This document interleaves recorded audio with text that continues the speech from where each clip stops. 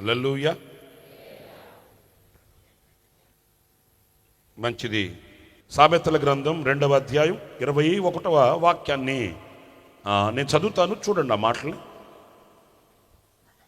యథార్థవంతులు దేశమందు నివసించుదురు, యథార్థవంతులు దేశమందు నివసించుదురు, లోపము లేని వారు దానిలో నిలిచి ఉందురు.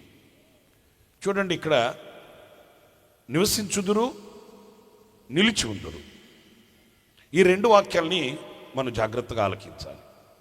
ఎందుకంటే మన దేశంలో లేక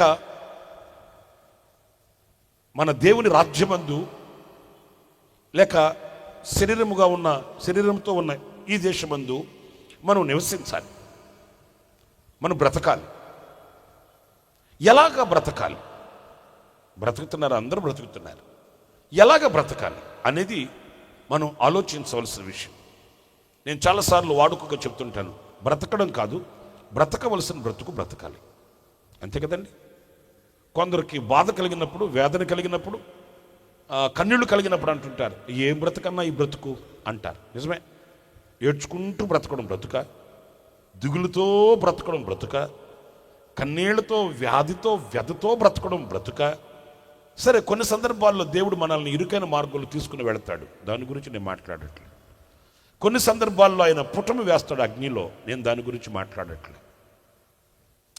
కొన్ని సందర్భాలలో ప్రభు మనకొక పాఠం నేర్పుతాడు. ఒక పెద్ద బండ ఉందంట, పెద్ద బండ. రోజు వెళ్ళి ఆ బండని తొలగించాలని అతడు శతప్రయత్నం చేస్తున్నాడు, ఆ బండ కదలట్లే. రోజు అతని డ్యూటీ ఏంటంటే వెళ్ళడం, ఆ బండను శక్తి వంచన లేకుండా శక్తి కూడగట్టుకొని నెట్టుతున్నాడు, అది కదలట్లే. ఒకరోజు విసిగిపోయి ప్రార్థన చేశాడట. ఏంటి ప్రభువా, ఒక చిన్న ప్రార్థన చేస్తే పర్వతమే కదులుతుంది అన్నావు కదా, మరి బండ కదలట్లేదేంటి? అట్లాంటి ప్రభు అన్నాడట, బండను చూడకు. కాదు, నేను చెప్పనండి, లేకపోతే మీ మైక్ మీరు తీసుకోండి, మీరు మాట్లాడండి.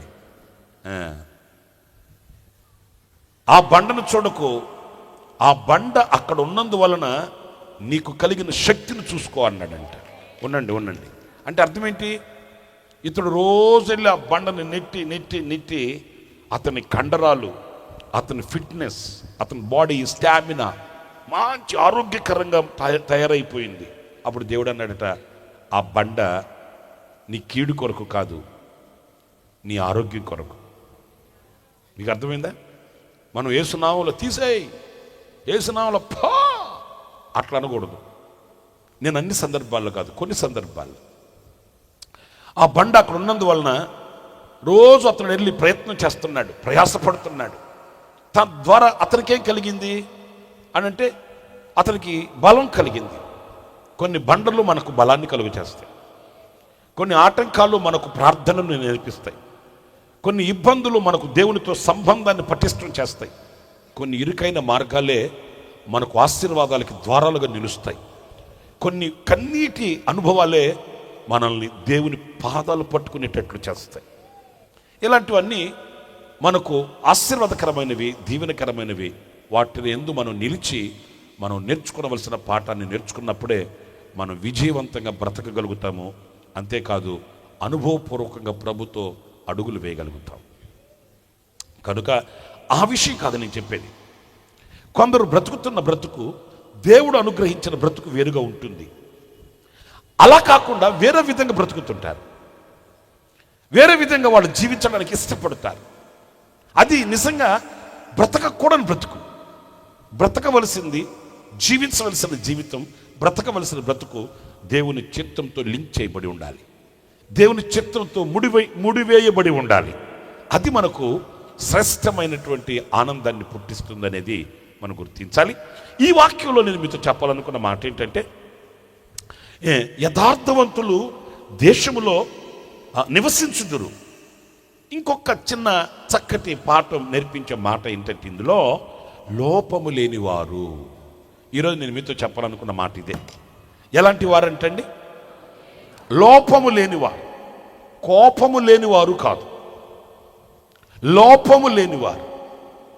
చూడండి, ఒక విశ్వాస జీవితంలో ఆ లోపము అనేది, ఇప్పుడు మనమంతా ఎవరమి? డౌటా? నోట్లో ఆ మాట రావట్లేదంటే మీకు డౌట్ ఉన్నట్టే ఉంది.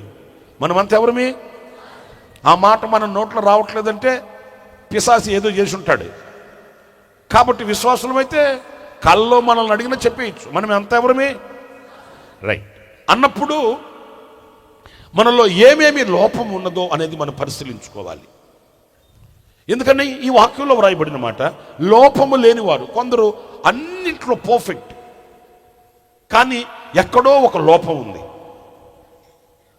ఇంకా ఒక మాట చెప్పాలంటే అసలు లోపము అనేది దేనిని సూచిస్తుంది అనంటే, ఎదుటి వాళ్ళు మనల్ని చూసినప్పుడు, ఎదుటి వాళ్ళు మనల్ని గుర్తించినప్పుడు మనలో ఉన్న బలహీనత. ఇది మనకు ఒకవేళ ఆటంకం లేకపోవచ్చు. మీరు ఏమనుకోనంటే, నేను కొంచెం చొరవ తీసుకుని మాట్లాడతాను. మీరు ఏమనుకోనంటే, ఒక్కొక్కరికి ఒక పార్ట్, ఒక శరీరంలో ఒక భాగం బలహీనంగా ఉంటుంది అనుకోండి. ఆ బలహీనత అతనికి ఆటంకంగా ఉండదు, కానీ నాకు చూసినప్పుడు అది ఒక లోపం. మీరు స్పిరిచువల్గా కొంచెం అర్థం చేసుకోండి. అతనికి ఆ బలహీనతగా ఆటంకంగా లేదు. ఆ చేతుల్ని తింటాడు. మనం ఎలాగా తిరుగుతామో అలాగే అతను కూడా సంతోషంగా తిరుగుతుంటాడు. ఎప్పుడు దాని గురించి ఆలోచించడు. అతనికి అది ఆటంకం కాదు. వింటున్నారండి? అంటే కొన్ని బలహీనతలు మనకు అది బలహీనతగా కాకపోవచ్చు, కొన్ని బలహీనతలు మనకు ఆటంకంగా లేకపోవచ్చు, కానీ అగ్ని నేత్రాలతో చూచుచున్న దేవునికి అది ఎలా అంట లోపంగా ఉండకూడదండి. అంటే నేను అంటాను, ఏంటి నేను వాక్యం చెప్పేటప్పుడు నీళ్లు తాగడం కూడా తప్ప అన్నాను అనుకో నేను, అంటే అది నాకు ఆటంకంగా లేదు. బహుశా అగ్నినేత్రాలతో చూచే దేవునికి అది లోపమై ఉండొచ్చు. వీడిలో అది లోపం, ఇతనిలో అది లోపం, ఈవిడికి ఇది లోపం. అంటే మనల్ని పరిశీలించి పరీక్షించే ఆ కంటికి, ఆ దృష్టికి పర్ఫెక్ట్, సంపూర్ణమైన ఆ స్థితిని మనం కలిగి ఉండాలట. ఇలాంటి వాళ్ళు ఆ దేశంలో నిలిచి ఉంటారంట. హల్లెలూయా, హల్లెలూయా. ఆ పర్ఫెక్షన్కి, ఆ సంపూర్ణతకి మనం సాగి వెళ్ళాలి. ఏదో ఒక ఆచారంగా భక్తిని చేస్తే దానివల్ల ప్రయోజనం ఏం లేదు. అన్న ఎప్పుడు మాతో చెప్తుండేవాళ్ళు, రేయ్ ఎప్పుడు మీరు ఆచారాల చుట్టూ వెళ్ళకండి, ఆచారాలు పట్టించుకోవద్దు. ఆచారాలు అంటే ఏంటి? ఇప్పుడు లేచి నిలబడదాం, కూర్చుందాం, స్వార్థ పత్రిక చదువుదాం. అర్థమవుతుందా? ఇలా ఆచారం వద్దు మనకు. పరిశుద్ధాత్ముడు మనల్ని సంపూర్ణంగా చేయడానికి ఆయన మన చేతిని పట్టుకుని ఎలా నడిపిస్తే అలా నడిస్తేనే ఆయనకి ఇష్టమైన సంపూర్ణతలోనికి మనం వెళ్ళగలుగుతాం. అలా కాదయ్యా నా పద్ధతులు ఎలా ఉన్నాయి, అలా కాదయ్యా నా ఆచారం ఇలా ఉంది, అలా కాదయ్యా నేను నేర్చుకుని ఇంతే, అలా కాదయ్యా నాకు ఇష్టం ఇంతే. అదే కదా యేసయ్య చేసిన అద్భుతంలో కూడా వాళ్ళకి ఆశ్చర్యం అనిపించింది. మనం ద్రాక్షారసాన్ని దేంట్లో తెచ్చుకుంటాము? తోలుతిత్తుల్లో కదా. మనం ద్రాక్షారసాన్ని దేంట్లో నింపుతాము, దేంట్లో నింపుకుంటాము? తోలుతిత్తుల్లో కదా. కొట్టుకెళ్ళి ఆ తోలుతిత్తులు తీసుకెళ్ళి ఆ తోలుతిత్తుల్లో పోసుకొని వచ్చుకునేవాళ్ళమే. మరి ఈయన రాతి బాణాలు నింపంటాడు ఎందుకురా? ఈ రాతి బాణాల్లో సాంప్రదాయం మనకు లేదే. చూడండి, యేసయ్య వాళ్ళ సాంప్రదాయం తెలుసు కదా ఆయనకి. ఇలా చెయ్యాలి, ఇలా చేస్తేనే వాళ్ళు ఇష్టపడతారు, ఇలా చేస్తేనే వాళ్ళు ఆనందిస్తారు అని వాళ్ళకి ఆనందాన్ని కలిగించేటట్టు చేయొచ్చు కదా. ఇప్పుడు మీరంతా వస్తున్నారు, మీరంతా వస్తారు. ఇప్పుడు మీకు ఏది ఆనందమో, మీకు ఏది సంతోషమో అది నేను గుర్తించి చేశాననుకో, ఒక విధముగా ఒకవేళ అది మంచిదే అయినప్పటికీ స్పిరిచువల్గా కొన్ని విషయాలలో అది మంచిది కాదు. ఇప్పుడు మీరందరూ వస్తారు, మీకు వసతి చేయడం మంచిదే, మీకంతా కూర్చోవడానికి సదుపాయాలు చేయడం మంచిదే, ఓకే. మీరంతా వస్తారని మీకు అంత శుభ్రంగా ఏర్పాటు చేసి సౌండ్ కానివ్వండి, అలాగే గాలి కానివ్వండి, ఇవన్నీ చక్కగా అమర్చి మీకు శుభ్రంగా దేవుని వాక్యం వినడానికి మీకు అన్ని సదుపాయాలు చేయడం మంచిదే.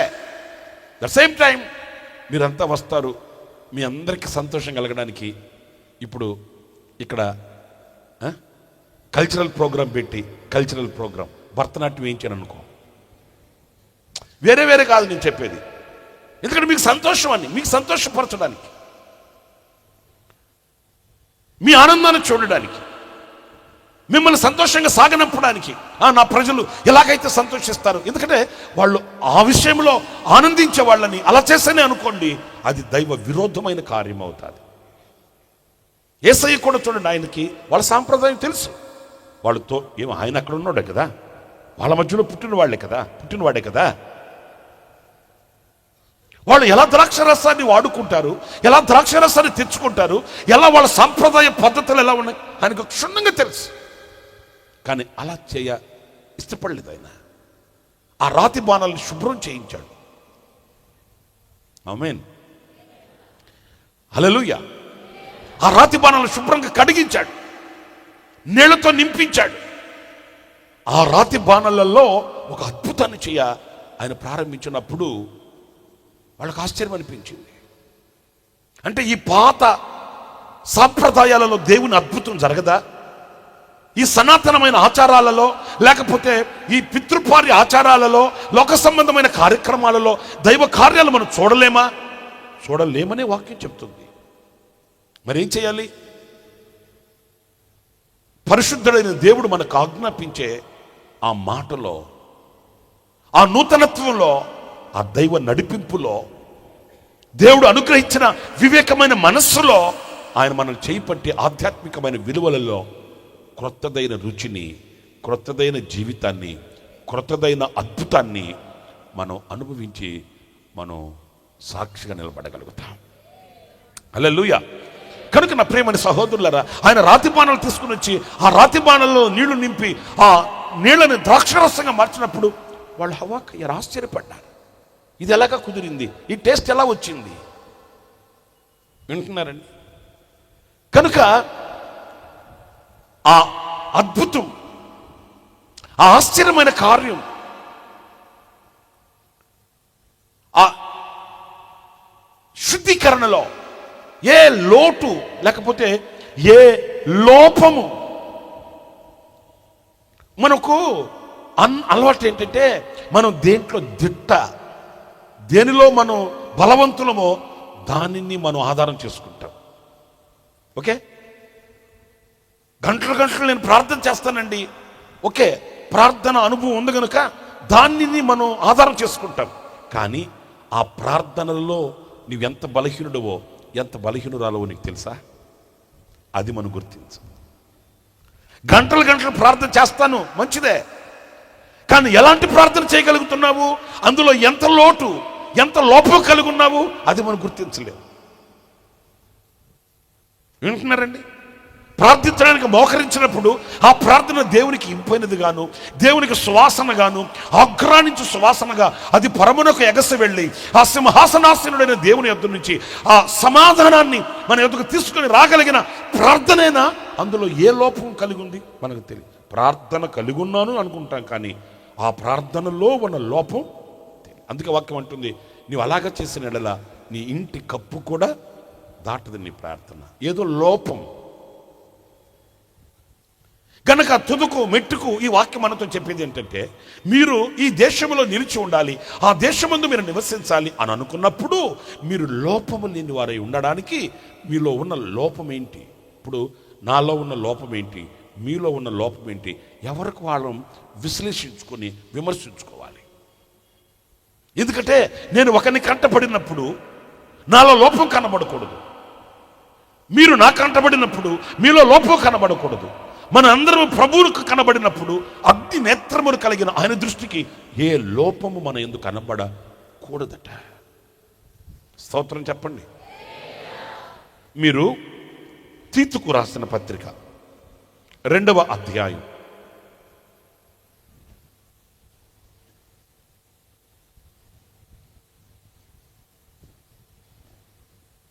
రెండవ వాక్యాన్ని చదువుతారు, వినండి.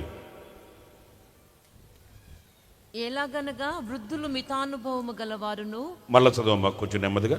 ఎలాగనగా వృద్ధులు మితానుభవము గలవారును, మాన్యులను, స్వస్థబుద్ధి గలవారును, విశ్వాస ప్రేమ. ఇక్కడి నుంచి వినండి. మాన్యులను, స్వస్థ బుద్ధి గలవారును, విశ్వాస ప్రేమ సహనముల యందు లోపము లేని వారునై ఉండవలెను. అది మన లోపం ఏంటి ఇప్పుడు మనకు క్లారిటీ వచ్చేసింది అనుకుంటున్నాను నేను. ఎందుకంటే బట్టబయలు చేసేసాడు ఆయన.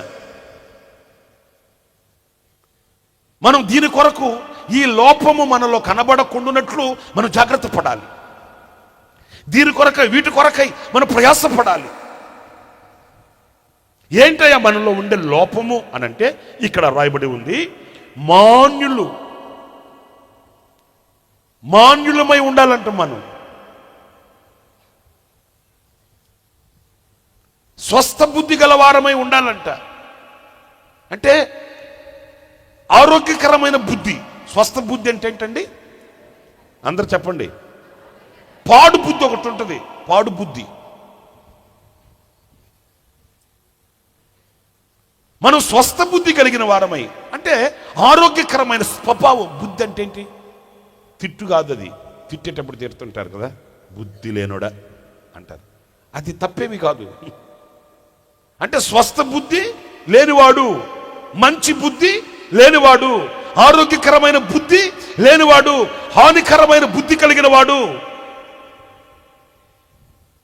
ప్రమాదకరమైన బుద్ధి కలిగిన వాడు. వీరి స్వభావం మరొకరికి ఆశీర్వాదం కాదు. వీరి నడవడి ఒకరికి మార్గదర్శకంగా ఉండేది కాదు. ఈ ఆరోగ్యం లేని, ఈ స్వస్థ బుద్ధి లేని వ్యక్తి యొక్క వ్యక్తిత్వం సమాజానికి కీడు. సమాజానికే కాదు, అతనికి కూడా కీడు, అతనికి కూడా మంచిది కాదు. ఆ పాడు బుద్ధి నేను ఇంకా వివరించి మీకు చెప్పాల్సిన అవసరం లేదనుకుంటాను. ఎందుకంటే ఆ స్వాభావికమైన గుణగణాల వలన ఈ రోజున మనిషి మానవత్వాన్ని కోల్పోయి, ఆ గుణగణాల వలన ఈరోజు మంచి చెడుల యొక్క వ్యత్యాసం తెలియని మూర్ఖత్వంలో పడి దైవత్వానికి దూరమైపోవడం, దైవ సన్నిధిని పోగొట్టుకోవడం, ఆ దైవ సారూప్యాన్ని చెదరగొట్టుకొని ఈ రోజున శిథిలమైన శిలగా మారిపోయిన ఆ రాతి గుండె లాంటి మానవత్వపు మనుషుల్ని ఈరోజు మన సమాజంలో చూస్తున్నాం. నా ప్రియమైన సహోదరులారా, ఇక్కడ మనలో స్వస్థ బుద్ధి గలవారమై ఉండి మరీ ముఖ్యంగా గమనించవలసింది విశ్వాస ప్రేమ సహనముల యందు. ఇక్కడ ఆగుదాం. విశ్వాస ప్రేమ సహనముల యందు అంటే విశ్వాసమునందు, ప్రేమయందు, సహనమునందు మనం లోపము లేని వారమై ఉండాలంట. నీ విశ్వాసము లోపము లేనిదై ఉండాలి. విశ్వాసం ఉంది, వింటున్నారా? విశ్వాసం లేకుండా మీరు ప్రభు దగ్గరికి రారు కదా. విశ్వాసం లేకుండా మీరు బైబిల్ వాక్యం చదవరు కదా. విశ్వాసం లేకుండా ప్రార్థన చేయరు కదా. విశ్వాసం లేకుండా దేవునితో నడవరు కదా. అయితే ఉంది విశ్వాసం. అయితే ఎంత విశ్వాసం అంటే లోపం. ఇంకా ఈ విశ్వాసంలో లోపం ఉంది. అబ్రహాము విశ్వాసులకు తండ్రి, కానీ ఈ విశ్వాసంలో కొంత లోపాన్ని మనం చూస్తాం. విశ్వాసములకు తండ్రి మాత్రమే కాదు, ఎక్కడికి వెళ్ళవలెనో, ఎక్కడికి చేరుకోవాలనో అసలు తెలియకయే, అడగకుండానే ప్రభుతో కూడా నడవడానికి, ఆయన చూపించిన దేశానికి వెళ్ళడానికి సిద్ధపడిన వీరుడే. కానీ ఒక చోట అతని జీవితంలో లోపం కనిపిస్తుంది. ఆ లోపం అతని యావత్ జీవితం మీద ప్రభావితం చేసింది. మనం అనుకుంటాం చిన్నది కదా, ఇది కూడా అంత పట్టించుకుంటే ఎట్లాగా అంటున్నారండి. ఇది కూడా మనం అంత ఆచితూచి మనం పరిశీలించుకోవలసిన విషయం ఏమిందో. లోకంలో ఉన్నాం కదా, లోకంలో ఉన్నాం, కానీ మనలో లోకం ఉండకుండా చూసుకోవాల్సిన బాధ్యత మన మీద ఉంటుంది. మనం లోకంలోనే ఉంటాం, లోకంలోనే జీవిస్తాం, లోకస్తులతోనే మింగిలి అయి ఉంటాం, లోకస్తులతోనే కలిసిమెలిసి మనం తిరుగుతుంటాం. కానీ మనం లోకంలో ఉన్నంత మాత్రాన లోకం మనలో పడచూపకూడదు కదా. ఆ ప్రత్యేకతను మనం గమనించాలి కదా. ఆ ప్రత్యేకతని మనం విశ్లేషించుకొని దానిని మనం జాగ్రత్తగా తీసివేసుకుంటే పరిపూర్ణత మనకు కలుగుతుంది. హల్లెలూయా చెప్దాం, హల్లెలూయా చెప్దాం, హల్లెలూయా. విశ్వాసము అనేది లోపం లేనిది. మీకు గతంలో కూడా ఒక మాట నేను మీకు జ్ఞాపకం చేశాను. ఈ సందర్భానుసారంగా ఆ మాట మరొకసారి నేను మీతో చెప్తాను. ఇప్పుడు యుద్ధం జరుగుతుంది, సాయం సంధ్య వేళ అయిపోతుంది, ఇంకా యుద్ధం చేయవలసిన అవసరం ఉంది. ఏ వ్యక్తిని ఏమనుకుంటారంటే మన చేతిలో ఇక లేదేమి, మనం చేసేది ఏం లేదు. ఎందుకంటే మనం చేయవలసిన ప్రయత్నం మనం చేసాం, సమయం అయిపోయింది, పొద్దుకుంకిపోతుంది, సాయం సంధ్య వేళ అయిపోతుంది, మనం చేసే పని మనం చేసి ముగించాం, ఇక మన చేతులు ఏం లేదు అని చేతులు ముడుచుకోవాలి. కానీ విశ్వాస వీరుడు యొక్క క్రియా సాధకం పరిశుద్ధ గ్రంథంలో మనం చదివితే ఏది ఇప్పుడు నేను శాసిస్తే, ఏది మనం ప్రార్థించి నిలబెట్టగలిగితే ఈ కార్యం జరుగుతుంది అని అనుకున్నాడో దానిని శాసించడానికి పూనుకున్నాడు. ఎందుకని పూనుకున్నాడు అనంటే అతనుకున్న విశ్వాసం ఎలాంటిది అనంటే అతనికి ఏమాత్రం కూడా సందేహము కలిగించని లోపము లేని విశ్వాసం. అసలు ఇంకొక మాట చెప్పనా, నిరీక్షించడానికి అసలు ఆధారమే లేనప్పుడు నిరీక్షించడమే విశ్వాసం. ఇప్పుడు సూర్యుడు చంద్రుడు ఉన్నాడండి, దాన్ని ఎవరేం చేయగలుగుతారు? ఈ సూర్య చంద్రుల్ని ఆపగలిగిన శక్తి ఎవరికి ఉంది? ఈ సూర్య చంద్రుల మీద అజమాయిషి దేవుడు ఎవరికి ఇచ్చాడు? పోనీ ఎవరినన్నా దానికి లీడర్గా పెట్టుంటే వాళ్ళని పట్టుకోవచ్చు, వాళ్ళని అడగచ్చు, వాళ్ళని ఏదో చేయొచ్చు అనుకోవచ్చు. లేదు కదా, విధించబడిన విధిని తిరగరాయగలిగిన ఆ శక్తి కలిగిన విశ్వాసం అండి. ఎప్పుడు ఆశ్చర్యాన్ని కలిగించేది ఏంటంటే అసలు ఆ థాట్ రావడమే ఒక అద్భుతం, ఆ ఆలోచన రావడమే ఒక అద్భుతం. నేను ప్రార్థిస్తే ఈ సూర్య చంద్రుల్ని ప్రభు ఆపుతాడు అనే పూర్ణమైన విశ్వాసం ఉందే, ఇది సంపూర్ణమైన విశ్వాసం. హల్లెలూయా. నేను ప్రార్థిస్తే ఆయన నిశ్చయంగా ఆశ్చర్యమైన కార్యాలు చేయగలడు, ఆశ్చర్యమైన కార్యం చేస్తాడు. నా దేవుడు నా కొరకై దేనినైనా చేస్తాడు, నా కొరకై ఆయన పూనుకుంటాడు ఆ పనిని అని విశ్వసించడం కలిగిన ఆ మనసు పూర్ణమైన విశ్వాసము కలిగిన మనసు. ఇప్పుడు మనమంతా విశ్వాసమే, విశ్వాసం కలిగిన వారమే. ఇప్పుడు మిమ్మల్ని సాక్ష్యం చెప్పమంటే చెప్తారు. మీ సాక్ష్యాలు రోజు నేను వింటానే ఉంటాను కదా, దేవుడు కూడా వింటానే ఉంటాడు, అందరు వింటానే ఉంటారు కదా, మీ సాక్ష్యాలు వింటుంటాం కదా. కానీ ఎవరైనా పూర్ణమైన ఈ విశ్వాసాన్ని చేతబట్టిన వారైతే ఇవి మాత్రమే కాదు, ఏది కాళ్ళు నొప్పి, వెన్ను నొప్పి, తల నొప్పి, పన్ను నొప్పి, సైకిల్ మీద నుంచి పడ్డాను, ఆటో నుంచి పడ్డాను, హాస్పిటల్కి వెళ్ళాను, ఆపరేషన్ థియేటర్లో పడి ప్రార్థన చేసుకున్నాను, మనల్ని చెప్తుంటారు కదా. ఓకే, ఇవి మాత్రమే కాదు. మరి ముఖ్యంగా కొంతమంది చెప్తుంటారు సాక్ష్యాలు, నేను కూడా వింటుంటాను. వాళ్ళ సాక్ష్యాలు ఎలా ఉంటాయంటే, ప్రభువా ఇదిగో ఇప్పుడు ఈ అద్భుతం చేస్తే నేను సాక్ష్యం చెప్పుకుంటానయ్యా అన్నాను, వెంటనే తగ్గిపోయింది. సాక్ష్యం చెప్పుకుంటానయ్యా అంటేనే కాదు, జీవితాంతం నీకు సాక్షిగా సాక్ష్యం చెప్పుకుంటానంటే ఈ సాక్ష్యం చెప్పిన తర్వాత ముడుపు చెల్లించేసినట్టేనా? సాక్ష్యం చెప్పుకుంటానయ్యా, సాక్ష్యం చెప్పుకో, మంచిదే కాదనట్లే, అది కాదు, రుణపడి బ్రతుకుతానయ్యా నా జీవితాంతం. అది ఈ రోజున కొందరు నోటమని వినలేమండి. సాక్ష్యం చెప్పుకుంటాను అనుకున్నాను, తగ్గిపోయింది, దేవుడు అద్భుతం చేశాడు, సాక్ష్యం చెప్పేశా, బరువు దిగిపోయింది, భారం తీరిపోయింది, స్తోత్రం, మీ అందరికి వందనాలు, ఇంకా వచ్చే సంవత్సరం ఎప్పుడన్నా జరిగితే అప్పుడు కలుసుకుందాం మనం అన్నట్టు కాదు. విశ్వాసము కలిగిన వ్యక్తి నిరీక్షించడానికి ఆధారము లేనప్పుడు విశ్వాసము చేత వాటిని చూడగలిగిన ఆ ఆధ్యాత్మికమైన ఆ విలువ ఉందే, అది పూర్ణమైనది. స్తోత్రం. ఇక్కడ విశ్వాసం విషయంలోను రెండవది ప్రేమ. లోటు లేని, కొదువలేని, లోపము లేని ప్రేమ. ప్రేమ 2 అక్షరాలే, కానీ చాలా లోతైనది, ఎంతో కొలవలేనంతది ప్రేమ. నేను చెప్పేది పవిత్రమైన ప్రేమను మీలో ఎవరైనా కొలవగలరా? పవిత్రమైన ప్రేమను ఎవరైనా ఎంచగలరా? పవిత్రమైన ప్రేమను ఎవరైనా ఇంత అని చెప్పగలరా? లేదు. ప్రాణము కంటే మించినది, ప్రాణము కంటే విశాలమైనది. ఆ ప్రేమను బట్టి యేసయ్య ఆ ప్రేమను బట్టి ప్రాణాన్ని కూడా లెక్క చేయలేదంట ఆయన. అంటే ప్రాణము కంటే విలువైనది. ఇప్పుడు ఈ చేతిలో ఒకటి ఉంది, ఈ చేతిలో ఒకటి ఉంది, ఏదైనా ఒకటి వదిలేయండి అన్నాం అనుకో, ఏది వదిలేస్తాం? మీకు అర్థం కాలేదు కదా? అర్థం కాలేదు కదా? చెప్తా. ఈ చేతిలో అరటిపండు ఉంది, ఈ చేతిలో 10,000 ఉంది. ఇప్పుడు అర్థమైంది బా మొఖాలకి. ఈ చేతిలో ఒక అరటిపండు ఉంది, ఈ చేతిలో ఒక 10,000 ఉంది, ఏదైనా ఒకటి వదిలేయి అన్నారనుకో, ఏది వదులుతారు? అంతేలే, నాకు తెలుసు మీరు చెప్పాలనేంటి.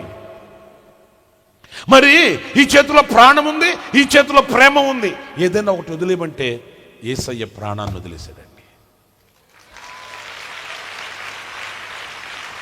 ఎందుకని వదిలేశాడు అనంటే ఈ ప్రేమ ముందు ఈ ప్రాణం లెక్క లేదా ఆయనకి. మరి ఈ ప్రేమ అంత పరిపూర్ణది అన్నప్పుడు ఆ ప్రేమలో నీకున్న లోటు ఏంటి? ఎంత లోటు ఉంది నీలో చూసావు ఎప్పుడన్నా? ప్రేమిస్తున్నా, ప్రేమ కలిగి ఉన్నా, కానీ ఎంత ప్రేమ కలిగి ఉన్నావు? ఎంత లోటు నీ ప్రేమలో కనబడుతుంది? ఏదో తాత్కాలికంగా, ఏదో ఆపద మొక్కులతో, ఏదో అవసరాలు తీరడానికి, ఏదో అక్కర్లు తీరడానికి ఆయనను ప్రేమించినట్లుగా ఆ ప్రేమను వలకపోస్తున్నావా? గాఢమైన ప్రేమ. వింటున్నారండి? ఆ ప్రేమ దేనినైనా సహిస్తుంది. ఆ ప్రేమ ఎంత భారాన్నైనా భరిస్తుంది. ఫర్ ఎగ్జాంపుల్, ఉదాహరణకు చెప్తున్నాను నేను, కొందరిని నాయన ఒరేయ్ ఎట్ట భరిస్తున్నావురా స్వామి అని అంటే, ఏముందిలే అన్న అంటారు. ఎందుకంటే ఆ వ్యక్తిని ప్రేమిస్తున్నాడు కనుక ఆ వ్యక్తి యొక్క భారం ఇతనికి భారంగా లేదు. కొందరు ఉంటారు, ఏంటన్నా, ఏంటవా, ఏంటి తమ్ముడా అన్నాం అనుకో, వెంటనే స్టార్ట్ చేస్తారు, అన్నా నా బతుకన్నా అని స్టార్ట్ చేస్తారు. అందుకే వాక్యం ఉంటుంది, ప్రేమ దోషములన్నింటినీ ఎందుకు కప్పుతుందంటే భరిస్తుంది, సహిస్తుంది. ఆ గాఢమైన ప్రేమ, ఆ లోతైన ప్రేమ, ఉత్తమమైన ఉన్నతమైన ఆ ప్రేమ, అందులో లోపం ఉండకూడదు, అందులో లోటు ఉండకూడదు, అందులో నువ్వు తక్కువ వాడిగాను కొదువ కలిగిన వ్యక్తిగా ఉండకూడదని వాక్యం సెలవిస్తుందండి. మీరు ఇంకొక మాట కూడా పరిశుద్ధ గ్రంథంలో ఎప్పుడు చదువుతుంటారు కదా, యాకోబు పత్రికలో 1వ అధ్యాయం 4వ వాక్యంలో, యాకోబు పత్రిక 1వ అధ్యాయం 4వ వాక్యం, మీరు నోటి సంపూర్ణులు. ఎలాగంటండి మనం చెప్పాలి, అందరు చెప్పాలి, ఎలాగంటండి? సంపూర్ణులను, అనునాంగులను. ఇక్కడ ఆగుదాం. ఒక విశ్వాస విషయంలోనే కాదు, ప్రేమ విషయంలో కూడా మీరు ఎలా ఉండాలి? మనం ఎలా ఉండాలంట? చెప్పాలి, అందరూ చెప్పాలి, ఎలా ఉండాలంట? ఏ కొదువ, ఆరాధించడంలో కొదువు లేదు. గంటలు ఆరాధన చేస్తాం, చప్పట్లు కొడతాం, చప్పట్లు పట్టిస్తాం. ఆరాధనలో నువ్వు పర్ఫెక్ట్, స్తుతించడంలో నువ్వు చాలా పర్ఫెక్ట్, కానుక ఇవ్వడంలో నువ్వు చాలా దాతృత్వం. ఏది వెనక ముందు చూడు, తెగ నమ్మేసి తీసుకుని వచ్చి ఇచ్చేస్తావు, చాలా పర్ఫెక్ట్, రైట్? ఇంకా వేరే వేరే కార్యక్రమాలలో నువ్వు చాలా ముందడుగుంటావు, కాదనట్లేదు. కానీ దేవుని ప్రేమించే ఆ ప్రేమలో, ఎదుటి వ్యక్తిని ప్రేమించే ఆ ప్రేమలో, సమాజాన్ని ప్రేమించే ఆ ప్రేమలో, నీ సహోదరుని ఎడల నువ్వు కనపరిచే ఆ ప్రేమలో నీలో ఎక్కడో లోటు ఉంది, లోపం ఉంది. ప్రభువుని ప్రేమించినంతగా నీ సహోదరుని నువ్వు ప్రేమించలేకపోయి ఉండొచ్చు. ప్రభువుని ప్రేమించినంతగా సమాజాన్ని నువ్వు ప్రేమించలేకపోయి ఉండవచ్చు. ప్రభువుని ప్రేమించినంతగా నీ తల్లిదండ్రులను నువ్వు ప్రేమించలేకపోయి ఉండొచ్చు. మీ గుండెల్లో మీరు రాసుకోవడానికి ఒక మాట చెప్తాను. ప్రభువుని ప్రేమించిన వ్యక్తి తన కుటుంబాన్ని ప్రేమిస్తాడు. ప్రభువుని ప్రేమించిన వ్యక్తి తల్లిదండ్రులను ప్రేమిస్తాడు. ప్రభువుని ప్రేమించిన వ్యక్తి భార్యను ప్రేమిస్తాడు. ప్రభువుని ప్రేమించిన వ్యక్తి భర్తను ప్రేమిస్తుంది. ప్రభువుని ప్రేమించిన వ్యక్తి నశించిపోయే ప్రజలను ప్రేమిస్తాడు. నేను అనేది ఏంటంటే, ఆ ప్రేమ, దేవుని ప్రేమ మన గుండెల్లో ఉన్నప్పుడు అన్నింటిలో ఆ ప్రేమ కనిపిస్తుంది. ప్రభువుని ప్రేమించిన వ్యక్తి శత్రువును కూడా ప్రేమించగలుగుతాడు. ఎందుకంటే ఆ స్వభావమే ప్రేమగా మారిపోతుంది. అది ఎక్కడ ఉన్నా కూడా ఆ ప్రేమ మనకు కనిపిస్తూనే ఉంటుంది. ఆ ప్రేమ మనకు ప్రత్యక్షమవుతుంది. మరి ఈ రోజున ప్రభు యొక్క ప్రేమ మనలో ఉంటే, ప్రభువుని ప్రేమించిన వారమే అయితే, మనం ఈ రోజున ఆ ప్రేమను ఎంత వ్యక్తపరిచి, ఎంత మనం ప్రత్యక్షపరిచి పూర్ణతలోనికి మనం రాగలుగుతున్నామనేది ఈ పూట మనం గుర్తించి మనం విమర్శించుకునవలసిన విషయం అండి. స్తోత్రం కలుగుగాక. మన విశ్వాసమునందును ప్రేమయందును నోటి. ఇక్కడ ఇంకా చాలా మంచి మాట. అందరు చెప్పండి, సంతోషమందా? సహనమందు. ఇక్కడ ఆగుదాం కొంచెం. ఈ రోజున ఆ సహనం చాలా కొదువైపోతుంది మనకు. ఏంటి అనంటే, ఆ ఓర్చుకునే, ఆ సహించే ఆ సహనం ఈరోజున విశ్వాసకి కొదువైపోతే, లోటు కలిగితే దైవ కార్యాలు మనలో చూడలేమండి. ఆ సహనం మనకు కావాలి. పరిశుద్ధ గ్రంథంలో నడుము వంగిపోయిన ఒక తల్లి ఉంది. ఏంటంటే ఆమెకి నడుము వంగిపోయిన ఆ తల్లి ఇంట్లో కూర్చొని లైవ్ కార్యక్రమం చూసుకుంటూ కూర్చుందా? మీరు అంటారు, అప్పుడు లైవ్ లేదు కదా. సరే, ఆ వాక్యాన్ని, ఆమె జీవితాన్ని ఇప్పటికి పోల్చుకుందాం. ఇప్పటికీ నేను ఆమె జీవితాన్ని మార్చుకుందాం. ఇప్పుడు ఆమెకున్న కొదువును బట్టి, ఆమెకున్న బలహీనతను బట్టి, ఆమెకున్న పరిస్థితులు, వసతులను బట్టి ఆమె దేవుని సన్నిధికి దూరమైందా? ఆమె ఏనాడైనా ఆమె బలహీనతను ఆధారం చేసుకుందా? ఇప్పుడు మనలో కొందరు, ఇప్పుడు మీరు కాదులేండి, కొందరున్నారండి సాకులు చెప్పడానికి డిప్లొమా తీసుకున్నారు. డిప్లొమా స్టూడెంట్స్ అనమాట. వాళ్ళకి నోట్లోనే ఉంటుంది ఏదన్నా సాకు చెప్పడానికి. ఏం బ్రదరు, కొన్ని ఆదివారం రాలేదు, టక్కుమని చెప్పేస్తాడు అంతే. ఇప్పుడు కారణాలు ఎన్నైనా ఉండొచ్చండి, కారణం లేకుండా ఏ కార్యం జరగదు కదా.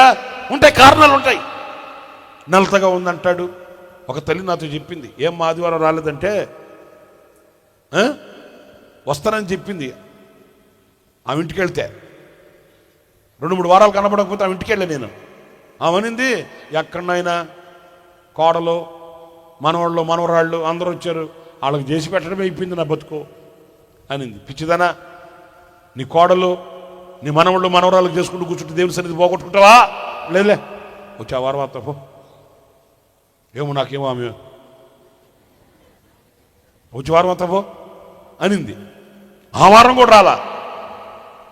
ఆ మరుసటి వారం వస్తే అడిగానంటే అంత తేలిక కూడా కాదులే, మాట్లాడాలి. నేను ఆమెతో ప్రార్థన చేస్తుంటే అందరికీ వచ్చి లైన్లో నిలబడింది. నేను తక్కువైనా అందరికి చేస్తాను, ఆమె చేయలే. మళ్ళీ ఎక్కడి నుంచి అక్కడికి వచ్చింది, అక్కడ చేయలే. మళ్ళీ అక్కడి నుంచి అక్కడికి వచ్చింది, చేయలే. ఆమెకు అర్థమైపోయింది, ఓ పాస్టర్ గారు కప్పకాలు దొక్కినట్టున్నాడు, మనకు చేసేటట్లేళ్లే అని పోయి కూర్చుంది. ఆఖరిలో వచ్చి నవ్వి, ఏమన్నా కోపం వచ్చిందా అనింది. కోపం రాకేమొస్తుంది మరి? మీ ఇంటిని ఎత్తుక్కుంటూ వచ్చి ఏమ్మా రాలేదంటే వస్తానన్నావు, మరి రాలేదేంటంటే ఆమె చెప్పిన కారణం చెప్పనవద్దా? చెప్తే దిమ్మ తిరిగిపోద్ది మీకు. ఏమనిందంటే, నాయన వద్దామని బొట్టలో బైబిల్ కూడా పెట్టుకున్నానయ్యా, బయలుదేరి గడప దాటి వచ్చే ముందు గొక్కడు, ఆమె ఇట్లా చెప్పింది, ఇట్లా చెప్తున్నా, గొక్కడు మంచినీళ్ళు తాగి వద్దామని మళ్ళా ఇంట్లోకి వెళ్ళి కుండలో నీళ్లు ముంచుకొని గ్లాస్ నోటి దాకా వచ్చిందయా? నోటి దాకా వచ్చిన గ్లాసు చేయి జారిపోయి పడింది, కుండ పగిలిపోయిందయా? ఇది సాకాము చెప్పింది. నాకింకా కోపం వచ్చి అడిగా, ఓ ఏంది నువ్వు మాట్లాడేది? కుండ పగిలిపోయిన దానికి మందిరానికి రాకపోవడానికి కారణం ఏంటంటే అవనింది. ఏంటి అంత అపశకనం జరిగిన తర్వాత ఇంట్లో, నిజం, అంత అపశకనం జరిగిన తర్వాత అడుగు బయట పెట్టచ్చా? చూసారండి, కారణాలు ఉంటాయి. మీరు కూడా ఎన్నో కారణాలు చెప్తారు. మరి ఆ తల్లి కూడా కారణం చెప్పచ్చు కదా. నాయన, నేను నడుము వంగిపోయిన దాన్ని, బలహీనురాల్ని, నేను ఏం చేయగలుగుతాను? నాకు ఎలాగ వసతులు చెప్పు. నాకేమన్నా ఆటో మాట్లాడేవాళ్ళు ఉన్నారా? నన్ను బస్సు ఎక్కించేవాళ్ళు ఉన్నారా? నన్ను చేపట్టి నడిపించేవాళ్ళు ఉన్నారా? పోనీ అక్కడికి వస్తే కనీసం కుర్చీ ఇచ్చేవాళ్ళన్నా ఉన్నారా? కూర్చుందామని చెప్పి కుర్చీల దగ్గరకు వస్తే రిజర్వేషన్లు చేయించుకుంటున్నారంట కొంతమంది కుర్చీలు. కూర్చుందామని వస్తే అయ్యో బలహీనలు వచ్చారే, పెద్ద వయసు ఉన్నోళ్ళు వచ్చారే, కొంచెం వాళ్ళకి కుర్చీ ఇద్దాము, పాపం కూర్చోలేక జడకు వచ్చింది, నిల్చోలేక జడకు వచ్చారు, కూర్చోవడానికి కుర్చీ ఇద్దామని కూడా కనికరించట్లేదంట. బైబిల్ ఒక కుర్చీలో, కర్చీపు ఒక కుర్చీలో వేసి పెడుతున్నారంట. 2 కుర్చీలు. అమ్మ కుర్చీ ఖాళీగా లేదు, మా వాళ్ళు వస్తారు. ఎక్కడొచ్చేది? నాకు అప్పుడు అంతకుముందు టౌన్ సర్వీస్ బస్సుల్లో ఖర్చు వేసేవాళ్ళు కిటికీలో నుంచి. టౌన్ సర్వీస్ బస్సులు ఉంటాయి కదా, ఎక్కలేక ఎక్కువగా ఉన్నారనుకుంటే ఏం చేస్తారో తెలుసా? టైర్ ఎక్కి టైర్ మీద ఎక్కి ఖర్చు వేసేస్తారు. మనం నెమ్మదికి వెళ్ళినా కూడా మనం ఖర్చు వేసాను కదా అక్కడ అనుకోవచ్చు. మరి ఈ టౌన్ సర్వీస్ బస్సు ఎక్కిన వాళ్ళు ఎవరు వచ్చినట్టున్నారు ఇక్కడికి. అట్లాగే రిజర్వేషన్ చేయదు బాబా కుర్చీలు. కింద కూర్చోలేని వాళ్ళు ఎవరన్నా వస్తే వాళ్ళకి కుర్చీ ఇచ్చేయండి. ఆలస్యంగా వస్తే కింద కూడా చైర్స్ ఉన్నాయి కదా, శుభ్రంగా మామూలు కూర్చొని ఉన్నారు చూడు, కూర్చోవచ్చు. ఆరాధన ఎక్కడైనా కూర్చొని ఆరాధన చేయొచ్చు. అంతేగాని బలహీనులను అట్లాగా మీరు ఉల్లంఘించవద్దు. ఇంకొకటి కూడా ఏంటంటే, కింద కూర్చోగలిగిన వాళ్ళు అందరూ కింద కూర్చోండి. పాపం కాదు, తప్పు కాదు. కింద కూర్చోవడం ఇబ్బంది అయితే తప్పేమి కాదు, పాపం ఏమి కాదు. కుర్చీలో కూర్చోండి, ఇబ్బంది లేదు. సరే, నేను చెప్పేది ఏంటంటే, ఇవన్నీ సాకులే కదా, ఇవన్నీ ఆమెకు ఆటంకాలే కదా. అక్కడికి వస్తే నేను కూర్చోడానికి కుర్చీ లేదు, అక్కడికి వస్తే నేను నాకు అలాగే ఎన్నో చెప్పొచ్చు కదా. ఇప్పుడు నేను చెప్పేదేనండి, ఇది ఆమె సహనానికి సూచన. ఆమె ఆ నడుము వంగిపోయిన పరిస్థితుల్లో ఎన్ని సంవత్సరాల నుంచి వస్తుందంట? అమ్మ చెప్పండి, నోడితే మాట్లాడండి. ఎవరైనా మీలో ఎవరైనా 18 సంవత్సరాల నుంచి ఒకే బలహీనతతో నేను వస్తున్నానండి అనేవాళ్ళు ఉంటారా? ఆ సహనం, ఆమెలో ఉన్న సహనం ఏంటంటే, ఏనాడైనా ఒకనాడు నా దేవుడు వస్తాడు. గట్టిగా కొట్టచ్చు చప్పట్లు, సచ్చుగా కాదు. ఆమేన్.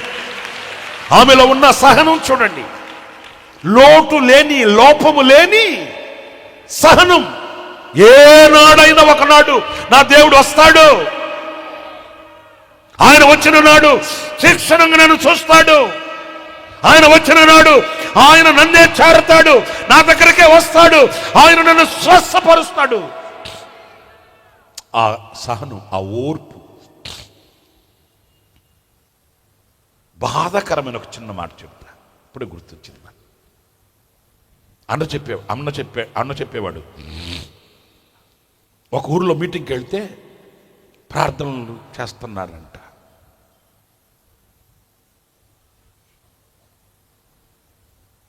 ప్రార్థనలకి ఆఖరిలో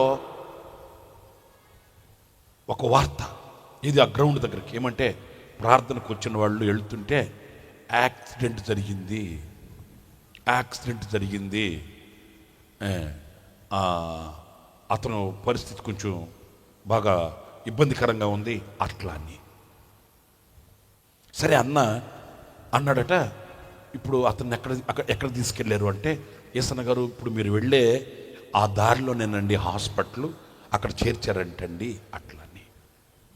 వినండి జాగ్రత్తగా. అన్నాడట, మరి వెళ్ళేటప్పుడు అక్కడ ఆగిచ్చిన ప్రార్థన చేసి వెళ్ళొచ్చా అని. ఎందుకంటే వాళ్ళు మీటింగ్కి వచ్చి వెళుతున్నారు, అలా జరిగింది. అందుకే మేము పదే చెప్పేది, వెళ్ళేటప్పుడు జాగ్రత్తగా వెళ్ళండి, వచ్చేటప్పుడు జాగ్రత్తగా రండి. సాతానుగాడు పొంచి ఉంటాడు. సాతానుగాడికి మనం తావివ్వకూడదు, వాడికి ఛాన్స్ ఇవ్వకూడదు, ఆయన మన బైక్ మీద కూర్చోబెట్టుకోకూడదు. చాలా జాగ్రత్తగా వెళ్ళాలి. భక్తికి తగినట్లుగా ఉండాలి, పరిశుద్ధులకు తగినట్లుగా ఉండాలి. ఏకిరిపోకిరిగా ఫ్యామిలీని మొత్తాన్ని బైక్ మీద ఎక్కించేసుకొని ఎలాగ ఊపుతూ కోతేసి వేయకూడదు.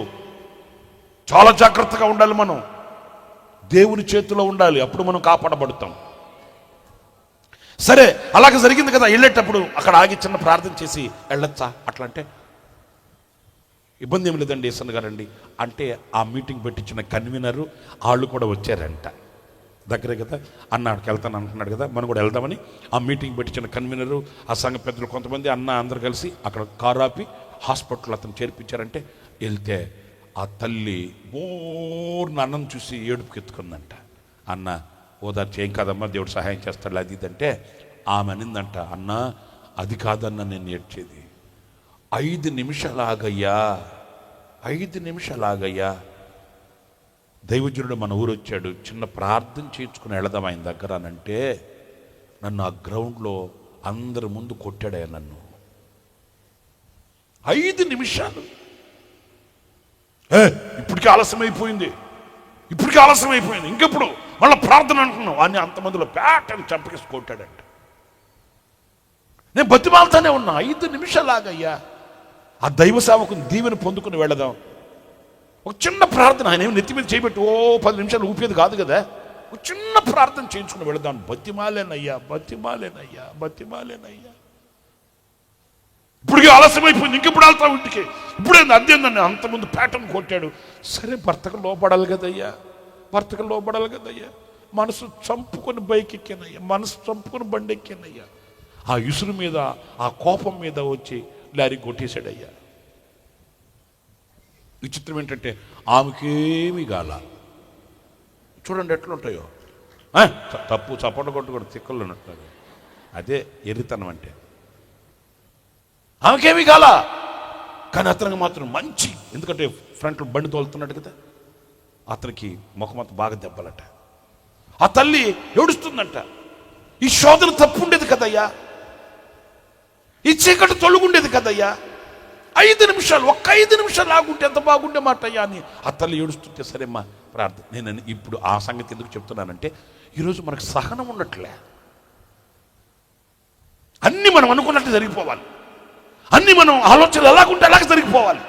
మనం ఏది తలంచామో, ఏది కోరుకున్నామో, ఏది ఆశించామో అలాగ చేస్తేనే దేవుడు.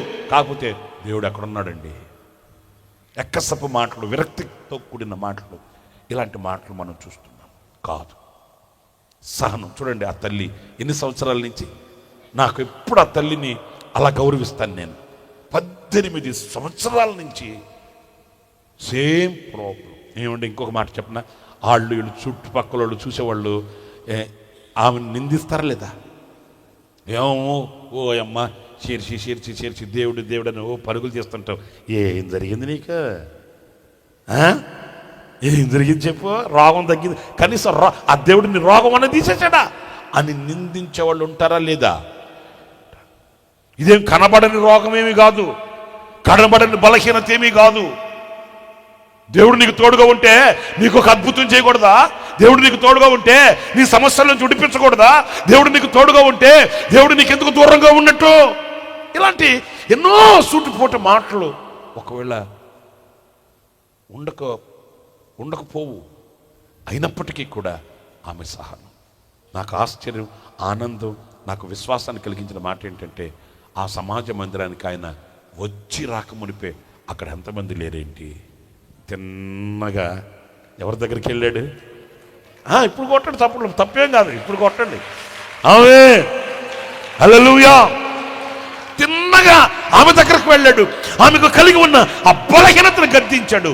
చూచుచున్న ఆ ప్రజల మధ్య ఆమెను సరిగా నిలబెట్టి ఆమెను ఘనపరిచాడు నా దేవుడు. హల్లెలూయా. నా ప్రియమైన సహోదరులారా, ఈ సహనమునందు మనం ఓపిక కలిగి ఉండాలి. కొద్దువ లేమి లేకపోతే లోపము కలిగిన వారమై ఉండకూడదండి. హల్లెలూయా, స్తోత్రం చెప్పండి. హల్లెలూయా, హల్లెలూయా. ఈ లోపం మనలో ఎప్పుడైతే ఉంటుందో దైవ కార్యం ఏది కూడా మనం చూడలేము. మరలా నేను మీకు అబ్రహామును గుర్తు చేస్తా. ఆ సహనం కోల్పోయినందువలన తన ఇంట్లో కుంపటి ప్రారంభమైందా లేదా? దేవుడు ఏం చెప్పాడు? నీకు నేను సంతతిని ఇస్తాను, నేను నీకు గర్భఫలాన్ని ఇస్తాను అన్నాడా లేదా? అందరు చెప్పండి. అన్నప్పుడు కాచుకొని ఉండాలనా లేదా? ఆయన ఇస్తానన్నాడు, ఆయన చెప్పాడు కనుక ఆయన చేస్తాడు అని ఓపికతో, ఓర్పుతో, సహనముతో కాస్త సహించి వేచి చూచి ఉంటే ఆ ఫ్యామిలీ ఎంత మాధుర్యంగా ఉండేదో. 4 రోజులు చూశాడు. ఈ మహాతల్లి ఒక ఆలోచన చెప్పింది. అప్పటికన్నా పిచ్చిదానా, ఏం మాట్లాడుతున్నాం, మెంటల్ దానా, ఏం పనులు. దేవుడు ఏం చెప్పాడు మనతో? అనాలనా లేదీనా? ఇట్లాంటి వాటిలో అనడు. బావి దగ్గరికి వెళ్ళి నీళ్లు దాయ్యా అంటే మగవాడిని నేను నిలమంటావా అప్పుడు అంటాడు. ఇట్లాంటి వాటికి మాత్రం అనడు. పాడు ఆలోచన ఏదో చెప్పింది అనుకో, పిచ్చిదానా, మనం విశ్వాసులమే, పిశాసులం కాదు. మనల్ని పిలిచిన దేవుడు ఎవరు? మనం ఏర్పరిచిన దేవుడు ఎవరు? ఈరోజు ఇక్కడికి తీసుకుని వచ్చి ఈ స్థితిలో మనం పోషించుతున్న ఆ శక్తి గల దేవుడు ఎవరు? మనం కూడగట్టుకొని మూట కట్టుకొని నెత్తి మీద పెట్టుకుని వచ్చాము ఇక్కడికే. కంటి పాపలాగా, తంటి బిడ్డలాగా మనం పోషించి పెద్ద చేస్తున్నాడే, మన అక్కర్లు తీరుస్తున్నాడే. మనం వచ్చేటప్పుడు ఏమైనా మనం రథాలు, రౌతులు, గుర్రాలు ఇవన్నీ చేత పట్టుకుని వచ్చామా? ఈరోజు ఈ సంపద, ఈ ఆశీర్వాదం ఎలా కలిగింది? ఏం మాట్లాడుతున్నావు అని నివారించాలనా? నివారించాల. నిజమే, నువ్వు చెప్పేది కూడా కరెక్టే. ఇంకెంతకాలం వెయిట్ చేస్తామని చెప్పు, ఇంకెంతకాలం మనం ఇలాగా వేచి కనిపెట్టుకుని ఉంటాం. ఓకే, ఒకరోజు వచ్చింది, అమ్మగారు ఎట్లా నిలబడింది, అయ్యగారు ఎట్లా నిలబడ్డాడు, ఇట్లా ఒక అమ్మగారు నిలబడింది, అట్టొక అమ్మగారు నిలబడింది. వీళ్ళిద్దరు మాట్లాడలేక అయ్యగారు ఏం చేయాలో అర్థం కావట్లేదు. ఈమెమో యజమానుడా నా ఊసురు తగులుతుంది నీకు అంటది ఒకటే మాట ఈ అమ్మ. ఆమెమో యజమానుడా నీ సంగతి తేల్చేస్తానంటది. ఎందుకు వచ్చిన తిప్పలు ఇవన్నీ? ఈమెకి ఏం చేయలేక, ఆమెకి ఏం చేయలేక కర్ర పట్టుకుని ఎత్తి మీద కూర్చుని ప్రభు అన్నాడు. తెక్కలాడా, ఆమె చెప్తేనే కదా విన్నది నువ్వు. ఇప్పుడు కూడా ఆ మాట విను. దేవుడు పనిష్మెంట్, ట్రీట్మెంట్ భలే ఉంటుందండి. దేవుడు ఏం చెప్పాడు అబ్రాహాంతో? మీరు చెప్పండి, ఏమన్నాడు? సారమ్మ చెప్పింది. ఎందుకన్నాడంటే ఆమె చెప్తేనే కదా నువ్వు చేసింది. ఇప్పుడు కూడా అప్పుడు ఆ మాట విన్నవాడివి, ఇప్పుడు ఈ మాట ఎందుకు వినవు? కొలిసిన కొలత ఎక్కడికి పోనీడు దేవుడు. అవునండి, మీరు చదవండి ఇంకా కావాలంటే. దేవుడు ఆలోచన చెప్పాడా? నా కుమారుడా ఇలాగ ఏమనలా. ఎవరి మాట ఈయన ఇది చేశావో అర్థమైందా? ఆమె దగ్గర ఆమె చెప్పే మాట కూడా విను.